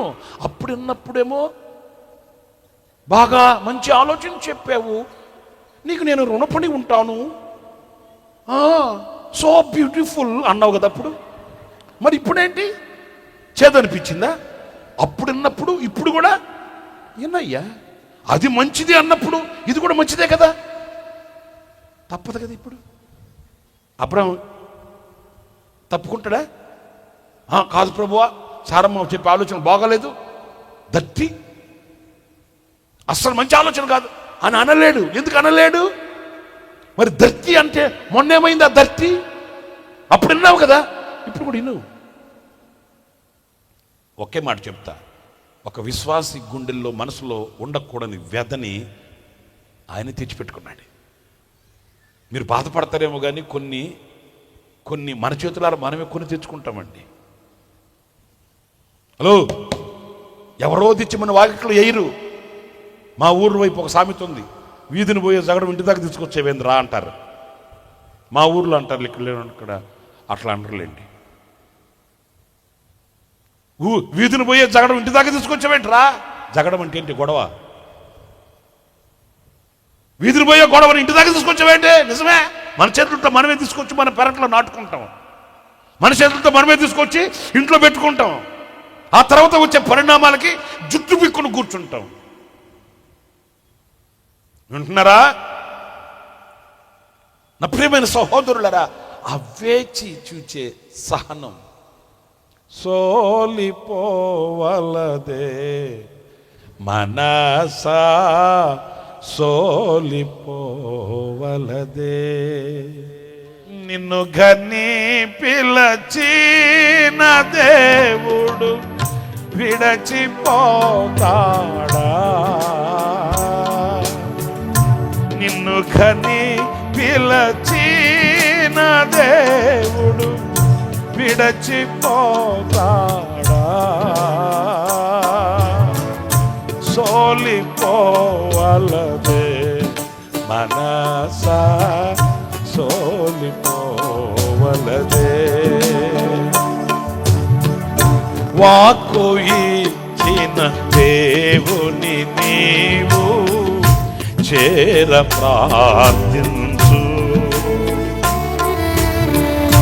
వాక్కు ఇచ్చిన దేవుని నీవు చేర ప్రార్థించు. నిన్ను గని పిలచిన దేవుడు విడచిపోతాడా?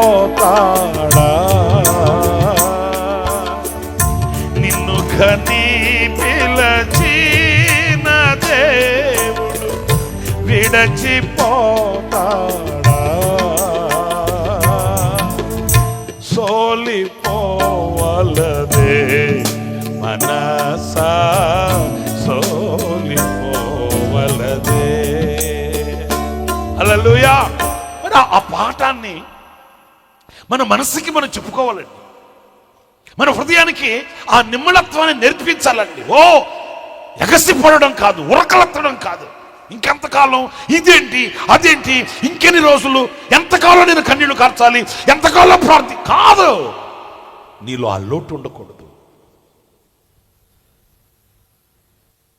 నీలో ఎప్పుడు కూడా ఆ తొందరపాటు ఉండకూడదు. ఒళ్ళు గుల్లైపోయింది, ఇల్లు ముల్లైపోయింది, కళ్ళు కుళ్ళిపోతున్నాయి. ఎవ్వరు నేను నరుడు కూడా పక్క నుంచి నిలబడట్లే. ఇంకా చేదైన బాధైన అనుభవం చెప్పన, ఆదరించడానికి వచ్చిన వాళ్ళు సూటిపోటి మాటలతో వేధించడం అసలు వాళ్ళు రమ్మన్న దేవుడు. నేను కనుకుంటే కర్ర ఒకటి తీసుకుని దేవుడురా మిమ్మల్ని రమ్మన్న దేవుడు, ఆయన్ని వేధించమని చెప్పింది దేవుడు అని తరుముకునేవాడిని. అసలు ఆయన ఏమైనా ఫోన్ చేశాడా? ఫోన్ చేసి పిలిచి నాతో కొంచెం టైం స్పెండ్ చేయవా, నాకు ఏదో మనసు కొంచెం వేదనగా ఉంది, నా మనసులో కొంచెం కష్టంగా ఉంది, కొంచెం నాతో మాట్లాడుదురా అని పిలిచాడా? పిలవని పేరంటాం. సరే వచ్చారు, మరి ఏదో కొంచెం ఆదరించి కొంచెం ధైర్యం చెప్పి విశ్వాసం మీద బలపరిచి వెళ్దామని కూడా లేకుండా సూటిపోటి మాటలు. ఇక్కడ నేను మీతో చెప్పాలనుకున్న మాట ఏంటంటే, ఇన్ని ముండ్ల మధ్య ఆయనకున్న సహనం చూడండి. నా విమోచకుడు సజీవుడు, నా విమోచకుడు సజీవుడు, నేను చావనే. ఏది ఇన్ని ఆధారాలు కనబడుతున్నా కూడా, ఇన్ని ఆధారాలు. కరోనా అప్పుడు ఒక ఆమె చచ్చిపోతే ప్యాక్ చేసి చేశారు బాడీ. మీరు చదివారో చూసారు లేదు వార్తల్లో. బాడీ అప్పుడు కరోనాలో చనిపోయిన వాళ్ళకి ప్యాక్ చేసేస్తారు కదా, ప్యాక్ చేస్తే అది తీసుకెళ్ళి దహనం చేసేసారు, అయిపోయింది. వారం 10 రోజుల తర్వాత ఆమె మరలా ఊర్లో నడిచి వస్తూ ఉంది. మీరు చూడలేదా? అవ్వా అవి చూడలేదా? మరి ఆమె వారం 10 రోజుల తర్వాత మరలా సంచి తీసుకొని ఆమె నడిచి వస్తుంటే ఆ ఊరోళ్ళు కంగు తిన్నారు. ఆమెనింది ఏంటి సంగతి ఏంటంటే, ఆమె చచ్చిపోలా, ఆమె చచ్చిపోయిందని వేరే బాడీ వీళ్ళకి ఇచ్చేశారు.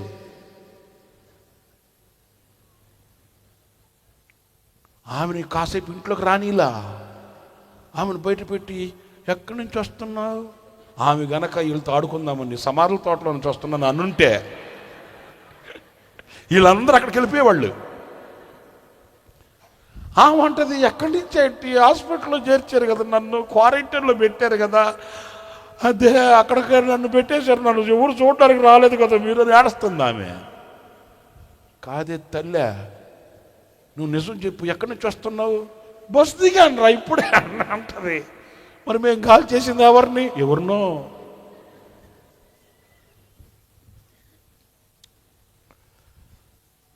మరి యోబు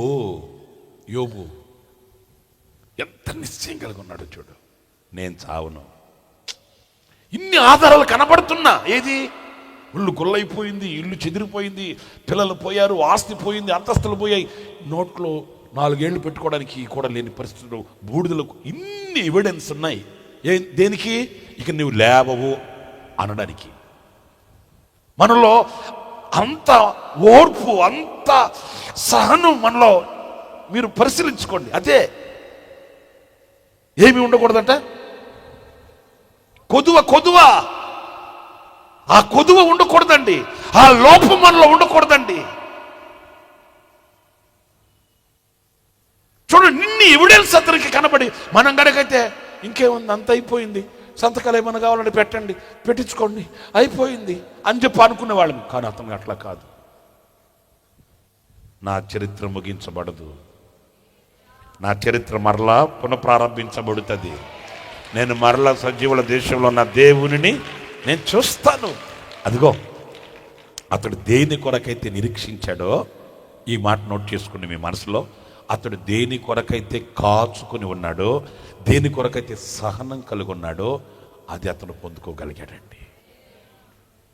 ఈ సహనములో మనం లోపము లేని వారమై 3 ఏంటంటది? విశ్వాస, ప్రేమ, సహనముల యందు లోపము లేని వారమై ఉండాలి.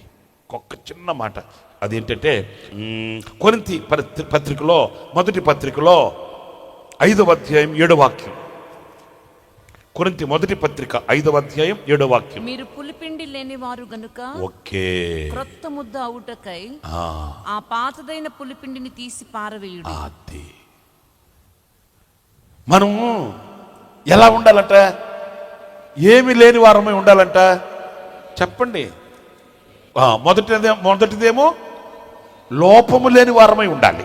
వెరీ గుడ్, అందరు చెప్పండి. మొదటిదేమో ఏమి లేని వారమై ఉండాలి.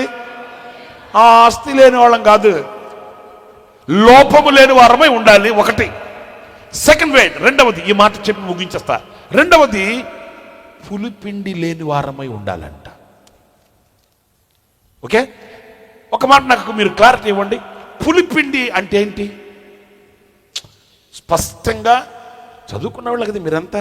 అబ్బో, మీ చదువుకున్న చదువులు మరి అందరు ఇంచుమించుగా అందరూ చదువుకున్న వాళ్ళే కదా. మరి నాకు కరెక్ట్గా సూటిగా సమాధానం చెప్పొద్దు. పులిపిండి అంటే ఏంటి?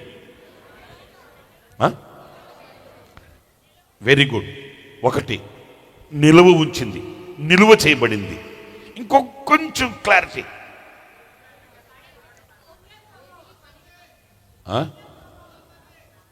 పాతది 2. Okay, very good. ఇంకొకటిది సరే, 3వది ముచ్చటగా నేను చెప్పేస్తాలే. 2 మీరు చెప్పారు కదా, వెరీ గుడ్, మంచిది, చక్కగా ఇచ్చారు సమాధానం. 3వది నేను చెప్పేది ఏంటంటే, ఇప్పటిది కాదు, అది ఇప్పటిది కాదు, నిన్నటిది. అంటే నిన్నటి దాన్ని నిన్నే ఏం చేయాలి? అది మీకు వచ్చేసింది కదా క్లారిటీ. నిన్నటిది ఇప్పుడు దాకా పెట్టుకున్నావంటే అది పులిసింది. నిన్నటిది ఏంటి? ఏదైనా నీ మనసులో ఉన్న కోపమే కావచ్చు, నీ మనసులో ఉన్న బాధే కావచ్చు, నీ మనసులో ఉన్న స్వార్థమే కావచ్చు, ఏదైనప్పటికీ నిన్నటిది, గతది మీరు అన్నారు కదా, పాతది మీరు అన్నారు కదా, ఏమన్నారు? నిలువ ఉన్నది. అది ఏది ఈ రోజు దాకా ఉండకూడదు, అది నీకు ట్రావెల్ అవ్వకూడదు. కొంతమంది దాచుకొని నాకు ఇష్టం లేదండి. నాకే కాదు, దేవునికి కూడా ఇష్టం ఉండదు. ఏదన్నా మనసులో ఉందా, డైరెక్ట్గా బ్రదర్ ఏంటి ఇలా చేసావు నువ్వు అడిగామా, అయిపోయిందా, క్లోజ్. అంతేగాని మనసులో పెట్టుకొని వాళ్ళని చూసినప్పుడల్లా ఇది ఉందే, ఇదే నీలో ఉండే లోపం. మంచోడివే, మంచిదానివే, పాటలు పాడతావు, కానికిస్తావు, మరలా పరిచయం చేస్తావు, మళ్ళీ చర్చకి వస్తావు, మళ్ళీ కిస్మిస్ చేస్తావు, మళ్ళీ డిస్మిస్ అవుతావు, మళ్ళీ ఈస్టర్ చేస్తావు, మళ్ళీ పానకం తాగుతావు, అన్నీ బాగానే ఉన్నాయి. కానీ నీలో ఉండే లోపం ఏంటంటే ఇప్పుడు పిండే. నేను మనసు నిండా చెప్తున్నాను ఈ మాట. మనకి ఏదైనా బాధ అనిపించింది అనుకో, డైరెక్ట్ బ్రదర్ మీ విషయంలో నేను బాధపడ్డాను, నువ్వు అలా చేసావట, ఏం పనులు ఆ పనులు వద్దు బ్రదర్, ఏం మాను అట్లా ఏంటి అంతే. అంతేగాని మనసులో పెట్టేసుకొని దాన్ని పొలవబెట్టి సమయం దొరికినప్పుడల్లా కొంచెం సమయం దొరికినప్పుడల్లా అంత దుంచుకోవడం, తినడం.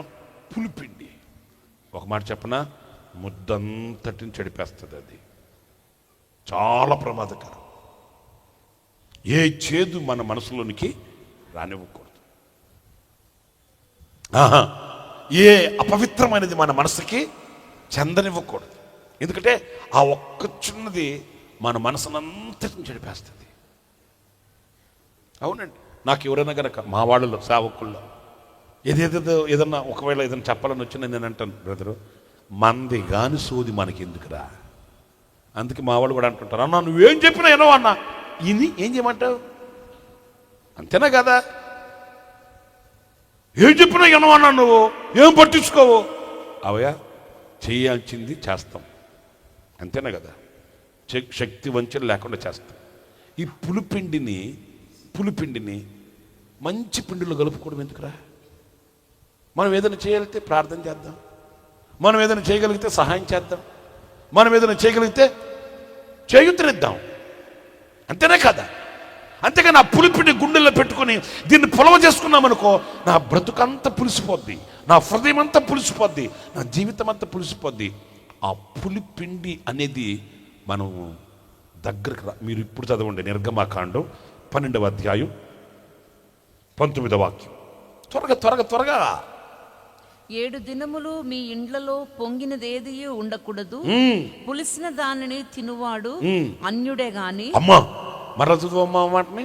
పులిసిన దానిని తినువాడు మరలా పులిసిన దాన్ని దేన్నండి. ఇప్పుడు మీరు అందరు చదవండి ఆ మాటని. అందరు చదవమంటే నాకు చెప్తారేంటి, నా దగ్గరే ఉంది ఇందంతా. మరి చదవండి, మీరు చదవండి. పులిహోర కాదు, పులిసిన దానిని తినువాడు. ఇప్పుడు చెప్పండి, మీరు విశ్వాసులా అన్యులా? మరి విశ్వాసులమైతే మన దగ్గర పులిపిండి ఉండొచ్చా? కొత్త సంవత్సరం వచ్చింది, కొత్త బట్టలు కుట్టించుకున్నారు, పిండి వంటలు వండుకొని తిన్నారు, హ్యాపీ న్యూ ఇయర్ అన్నారు. న్యూ ఇయర్ మంచిదే, మరి ఆ పులిపిండి ఇంకా నీ దగ్గర ఎందుకుంది? ఈ సంవత్సరంలో ఇది మొదటి ప్రభు బల్ల, మనకు ఇది మొదటి ప్రభు బల్ల. మరి నీకు ఇంకా ఆ పులిసిన పిండి నీ దగ్గర ఉంటే నీవు అన్యుడివే కానీ ఆయనకి చెందినవాడు కాదు కదా. ఎంత ఘాటైన మాట చూడండి. ఆ పులిసిన పిండి ఆ కొంచెం అదేం చేస్తుంది? ఏం చేసేది కాదురా బాబు, నీకు ఆయనకు బంధాన్ని తెంచేస్తుంది, నీకు ఆయనకి సహవాసాన్ని దూరం చేసేస్తుంది, నీకు ఆయనకు సంబంధం లేకుండా చేసేస్తుంది. ఆయన అంత ఖచ్చితంగా చెప్తున్నాడు, పులిసిన దానిని తినవాడు అన్యుడే గాని, దేశములో పుట్టినవాడే గాని ఇశ్రాయేలుల సమాజంలో ఉండక కొట్టివేయబడు అంటే ఆడు అన్యుడైనా ఆ దేశంలో పుట్టినవాడైనా ఇశ్రాయేలీయులలో నుండి, అంటే ఒక అన్యునికి అదే ట్రీట్మెంటు చెప్పండి. ఎందుకని ఈడే ఆడైపోయాడు, అంచేత ఆడికి ఒకే ట్రీట్మెంటు, ఇతనికి ఒకే ట్రీట్మెంట్. కాదండి వాళ్ళైతే అర్థం చేయించండి, నేను ఇశ్రాయేల్. ఎప్పుడైతే ఆ పులిసిన పిండిని నువ్వు దగ్గర పెట్టుకున్నావో, ఆ పులిసిన పిండితో నువ్వు సహవాసం చేస్తున్నావో, నీవైనా ఒకటే అన్యుడైనా. నాకు ఆ మాట చాలా బాధ అనిపించిందంటే ఏంటి రాశాడు దేవుడని కాదు, ఇంత కఠినంగా ఉందో చూడండి. ఈ పులిసిన పిండిని తినువాడు వాడు అన్యుడే కావచ్చు, ఆ దేశంలో పుట్టినవాడే కావచ్చు. ఈ విషయంలో ఆడని ఈడని లేదు, ఈడైనా ఆడైనా ఒకే ట్రీట్మెంట్. ఎందుకంటే ఈ విషయంలో మీరితే ఆడే ఈడే ఆడు, వాళ్ళిద్దరు ఒకటే. అన్యుడైనా ఆ దేశస్థులైన ఇశ్రాయేలీయులను కొట్టివేయడమే. ఎందుకంటే ఆ పులిసిన పిండి. నేను ముగిస్తున్నా ఈ మాటని. నిర్మలమైనదిగా మీ మనస్సులను మార్చుకోవాలి. హల్లెలూయా, హల్లెలూయా. నాకు ఒక ఆయన చెప్పాడు, గతంలో కూడా ఇప్పుడు ఒక్కసారి చెప్పా, మనలో చెప్తున్నా. అన్నా, అలా అతను ఎలాంటి వాడు మీకు తెలుసా? అతను ప్రభు బలిస్తున్నారేంటి మీరు? అతను ప్రభు బలిస్తున్నారంటన్నా మీరు, లేపేయాలన్న మీరు. నేను అన్నాను, ఆడ పులుసుని పిండితో నాకేంటి పని?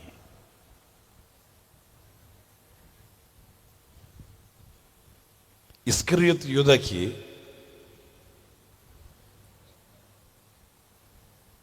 అతను చేసే ఎన్ని ప్రభువుకు తెలీదా? తెలిసే తెలీదా? మరి మొక్క ముంచి అతనికి ఇచ్చాడా లేదా? అట్లా అని పాపంలో ఉన్నా, లోకంలో ఉన్నా, దేవునికి విరుద్ధంగా ఉన్నా ప్రభు బలలో పాలు పొందండి అని కాదు నేను చెప్పేది. ఇప్పుడు చెప్పే మాట వినండి. ఆ మొక్క పుచ్చుకునే ముందు ఆ హృదయాన్ని శుద్ధి చేసుకుని ఉండుంటే యోధాకి ఆ గతి పట్టేదా? అది మనం నేర్చుకోవాల్సింది. నేర్చుకోవాలి కానీ నేర్చుకోకూడదు. యువత ఇస్కరియోతు కూడా బల్లలో పాలు పొందాడు కదా, ఇస్కరియోతు యువతకు కూడా బల్ల ఇచ్చాడు కదా, ఇంకా నేను తీసుకుంటే ఏమో, అది కాదు నువ్వు నేర్చుకోవాల్సింది. ఆ మొక్క పుచ్చుకునే ముందు తన హృదయాన్ని శుద్ధి చేసుకుని ఉండుంటే, తన మనసును పవిత్రపరుచుకుని ఉండుంటే అతని బ్రతుకు మరోలా ఉండేది. కనికరింపబడేవాడు, ఆ శోధనని తప్పించుకునేవాడు. అలాంటి మరణానికి ఆహుతి అయ్యేవాడు కాదు. శుద్ధి చేసుకోకుండానే, పవిత్రపరచుకోకుండానే ఆ పులిపిండితోనే అతడు బల్లలో పాలు పొందాడు. లేచి బయటికి వెళితే చీకటి కమ్మింది అతన్ని. అందుకే నేను చెప్పేది, ఆ పులిపిండి విషయంలో జాగ్రత్త. ఆ పులిపిండి విషయంలో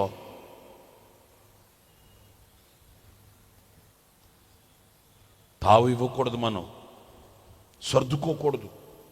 కొంతమందికి సర్దుబాటు ఎక్కువ. ఎవరినన్నా పక్కన వాళ్ళని, ఎదురు వాళ్ళని చూసి వీళ్ళు సర్దుకుంటారు. ఆయన సంగతి ఆయన చూడు ఎట్టున్నాడు, ఆయన తీసుకుంటే నేను తీసుకుంటా తప్ప ఆయన పొందే శిక్షలో నువ్వు పాలు పొందుతావా? వాళ్ళకు వచ్చే శిక్ష నీకు కావాలనా? వాళ్ళు తీసుకోక నేను తీసుకుంటే తప్ప, వాళ్ళు తీసుకుంటారు, వాళ్ళు శిక్షకు గురవుతారు. వాళ్ళ శిక్ష నీకు కావాలనా?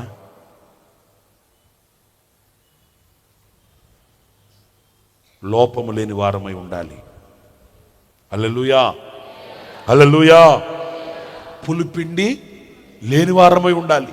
కొంచెం కూడా నిర్మలమైన మనస్సాక్షి. నా హృదయాన్ని నేను శుద్ధి చేసుకొని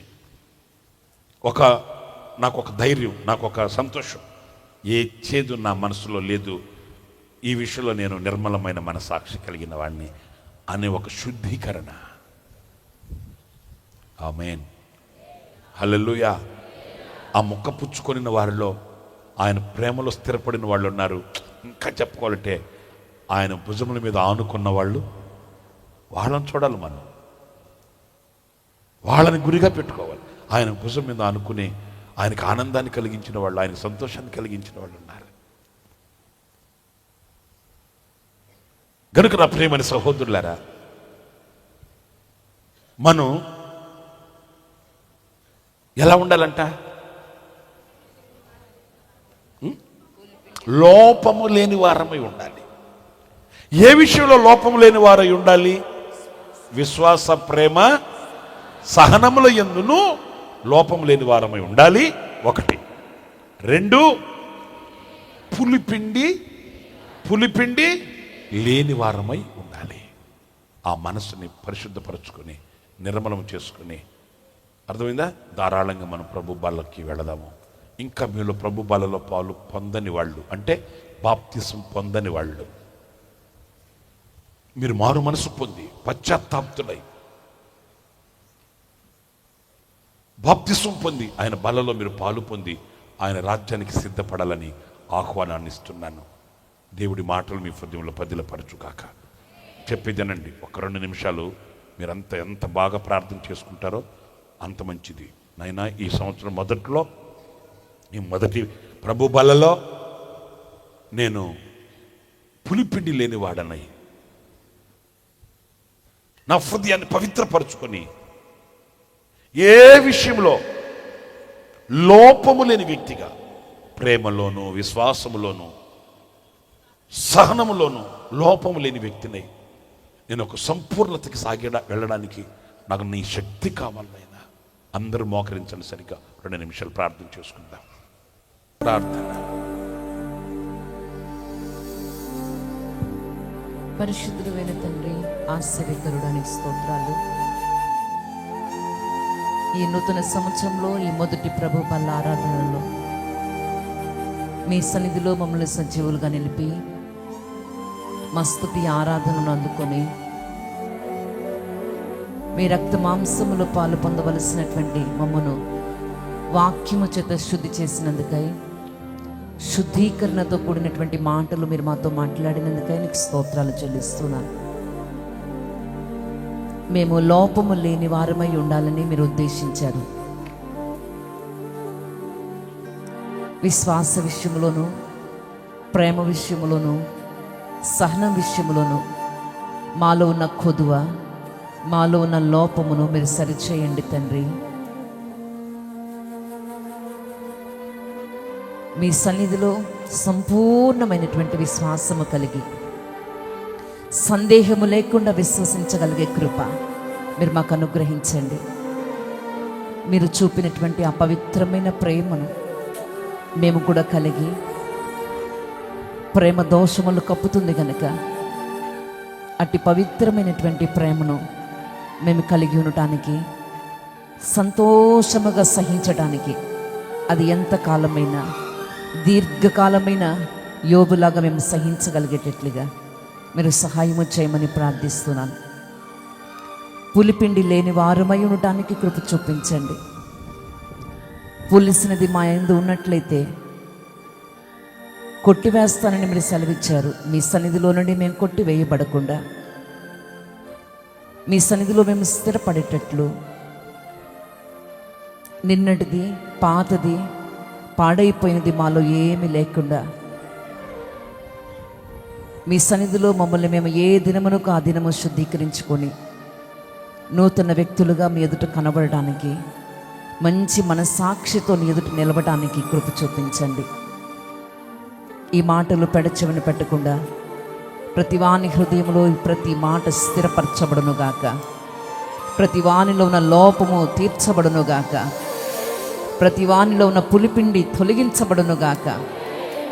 మేమందరము మీ రక్త మాంసములు భుజించి పానము చేసి నిత్య జీవాన్ని పొందినట్లుగా, నీతో యుగాయుగములు బ్రతుకున్నట్లుగా, ఆధ్యాత్మికమైనటువంటి బలమును పొంది ముందుకు కొనసాగునట్లుగా మీరు సహాయము చేయండి. నీ దాసుని ఇంతవరకు మీరు బలపరిచి అభిషేకించి వాడుకున్నారు. ఇంకా ఉన్నతమైన కృపను, అభిషేకమును దయచేయండి. చేరి వచ్చిన బిడ్డలందరినీ కృపాక్షేమములతో, ఆరోగ్యము, సమాధానములతో నడిపించి సమస్త ఘనత, మహిమ, ప్రభావములు మీరు మాత్రమే పొందుకోమని నజరేయుడని యేసు నామమున అడుగుచున్నాను తండ్రి. ఆమేన్. ఆమేన్. ఆమేన్.